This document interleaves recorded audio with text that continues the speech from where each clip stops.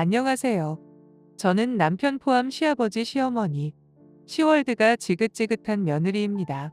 한때 즐겨 들었던 트로트처럼 싹 다 갈아엎어주세요. 라는 마음으로 제 이야기를 들려드릴게요. 시부모님과는 가까운 거리에 갈면서 자주 살펴봐드리고 있습니다. 맛있는 반찬하면 갖다 드리고, 제가 안 사드리면 고기를 안 드시기 때문에 고기도 사다 드리고요. 네, 시댁과 가까우면 안 좋다고 남들이 하지 말란 짓은 다 했어요. 동네에 새로운 개업집이 생기면 자주 모시고 가서 새로운 것도 같이 사 먹고요. 시부모님을 딱히 좋아해서가 아니라 그냥 자식된 도리로 맛있는 거 좋은 거 보면 해드리려고 했고, 제가 잘하면 자식들도 보고 배우겠지 해서였습니다. 몇 달 전에 갑자기 어머님이 배가 아프다고 하셔서 부랴부랴 제가 모시고 가서 맹장 수술도 시켜드렸고, 몇 날 며칠을 병원에서 지내면서 지극정성으로 돌봐드렸었어요. 시누이나 아주버님은 한번 문병 오고는 끝이고요. 하긴 제 남편인 아들놈도 본인 어머니 보러 자주 안 오는데 당연하다 싶었습니다. 어쨌든 퇴원까지 시켜드리고 집에 와서는 몸보신하시라고 백숙이며 전복죽이며 맛있게 해드렸어요. 그냥 가족이라고 생각했습니다. 어렵고 도울 일이 있으면 도와주는 거라고. 그런데 저 혼자 바보짓을 하고 있었어요. 제가 잘하면 잘할수록 시누이도 남편도 당연하게만 생각하고, 사소한 일로도 시월드 전체가 저를 호출해대는 지경에 이르렀습니다. 저희 집은 애가 셋이고 큰아이가 초등학교 3학년입니다. 저번 주에 편도 수술을 하게 되었습니다. 그런데 저에게는 큰아이 수술이 문제가 아니라 한참 뛰어놀기 좋아하는 7살 아들과 4살 딸 아이를 어떻게 하느냐가 더 큰 걱정거리였죠.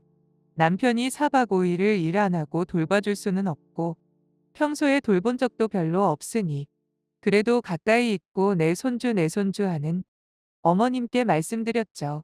흔쾌히 봐주겠다고 하시더군요.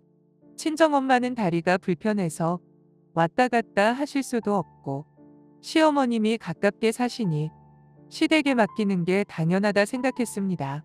목요일날 아이들 목욕 다 시키고 점심도 먹이고 장난감이랑 갈아입을 옷과 아이들 반찬까지 만들어 어머님 댁에 데려다 주고는 큰아이를 입원시켰습니다. 금요일날 전신 마취를 하고 수술은 무사히 끝났고요.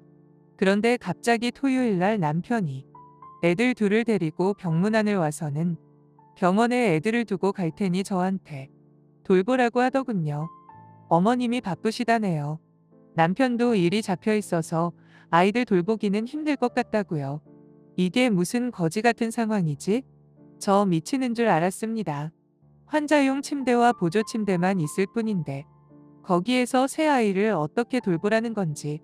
게다가 아직 큰 애는 환자였고요. 작은 애들 밥 사 먹이기도 애매하고, 잠을 자려고 해도 자리도 없고, 막내를 안고 보조 침대에서 자려고 하니 아이가 자꾸 굴러떨어지더군요. 친정엄마를 불러야 하나 싶다가도 누울 자리도 없는 곳에 사람을 더 부를 수도 없었어요. 할 수 없이 환자 침대에 새 아이를 눕히고 저 혼자 보조 침대에 누워서 겨우 하룻밤을 잤습니다. 아이들이 잠결에 계속 징징대더군요. 남편이란 놈은 주말에 일이 있다는데 일은 무슨 일입니까? 한 달 전부터 예약 잡아놓은 수술인데 갑자기 일이 생겼다고 핑계를 대니 어이가 없었죠. 돌아눕기도 힘들고 서로서로 깔고 누웠으니 아이들은 얼마나 답답했겠습니까? 하룻밤은 어찌어찌 견뎠는데 더 이상은 안 되겠다 싶어서 퇴원을 하루 당겨서 일요일날 퇴원을 해버렸습니다. 아침에 서둘러 짐을 정리하고 퇴원 수속을 마치고 집으로 돌아오는데 오만 가지 생각이 다 들더군요. 애 셋은 나 혼자 만들었나? 그렇게 아들 낳으라고 닥달하던 시부모님은 코빼기도 안 비치고 남편 놈은 연락도 없고요. 내가 당신들한테 얼마나 최선을 다했는데 겨우 며칠 아이들 돌보는 게 뭐가 힘이 든다고 이러나 싶기도 하고, 이제까지 시댁에 충성을 다한 내가 참 바보스러워 보이더군요. 시어머니가 바쁘면 시아버지도 있고 남편이랑 번갈아서 애들 놀아주고 밥만 챙겨주면 되는 걸 바쁘다고 병원에 팽개쳤다는 게 굉장한 분노가 끌어올랐습니다. 집으로 돌아오는 길에 큰 아이는 컨디션이 좋지 않았는지 구토를 해서 길에서 한참 쉬었다 돌아왔어요. 퇴원길에도 저 혼자 짐 다 들고 애 셋 데리고 왔습니다. 집에 돌아왔다고 전화도 안 했습니다. 시아버지께서 저녁 때 아이들 찜을 가지고 오셨길래 눈도 안 마주치고 묻는 말에 대답도 안 했습니다. 다음 날엔 시어머니가 큰아이 수술 잘 마치고 왔다고 점심을 사주신다고 카톡이 왔네요. 바빠서 시간 없다고 했습니다. 남편이 속 좁게 왜 그러냐고 하길래 너나 나가서 밥 처먹고 들어오라고 빨래 꾸러미를 던져버렸습니다. 이왕 벌어진 일, 이왕 지나간 일, 좋게 좋게 지내라고 쉽게 말을 하는 남편에게 너무나 화가 났지만 애들 앞에서 큰 소리 낼 수가 없었고 큰애가 안정을 취해야 했으니 참았습니다. 속상해 죽겠는데 어젯밤에는 시어머니께서 친정에 놀러 가자고 하시네요. 제가 같이 가야 모양새도 살고 남편이 술을 먹으면 운전도 해줄 거라며 헛소리를 하시는 겁니다.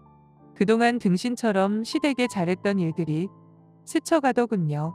화내면 지는 거다 싶어서 곰곰이 생각을 했습니다. 남편 퇴근 후 식탁에 앉혀놓고 땡땡 신도시로 이사 갈 테니 같이 살고 싶음 따라오고 싫으면 이혼하자 했습니다. 어머니께는 진짜 얼굴도 마주치기 싫어서 전화로 조곤 웃으며 말씀드렸어요.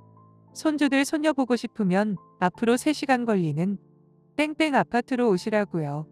저희 이사 갑니다. 갑자기 웬 이사를 가냐고 의논도 없이 무슨 이사냐고 하길래 제가 왜 의논을 드려야 해요? 회사 발령 나서 그럽니다. 저 지금 바쁘니 이사 가고 나서 집들이 할 때 연락 다시 드릴게요 했습니다. 벙 찌셔서 아무 말씀도 못 하시더군요. 남편은 당연히 이사 간다고 시키는 대로 하겠다고요. 어차피 내가 키우던 내 새끼들. 남편이건 시부모건 이뻐하고 불량식품 사줄 줄이나 알지. 아플 때나 굶고 애들 밥 먹일 때, 애들이 칭얼거릴 때, 놀아줄 때 제대로 돌본 적도 없으니 애들 볼 권리도 없는 게 맞겠죠. 제 애들이니까. 저한테 허락받고 만나야지 맞는 거잖아요. 이제 저와 애들을 위해서만 살아가기로 마음먹었습니다. 남편은 돈이나 벌어오는 머슴 정도로 생각할 거고요. 더 이상 참고 살지 않을 겁니다. 그리고 다리 아픈 우리 엄마 잘 챙길 거고요. 사실 땡땡 신도시는 친정과 매우 가까운 곳입니다. 이제 꽃길만 걸을 거예요. 오늘의 사연 여기까지입니다. 시청해주셔서 감사합니다.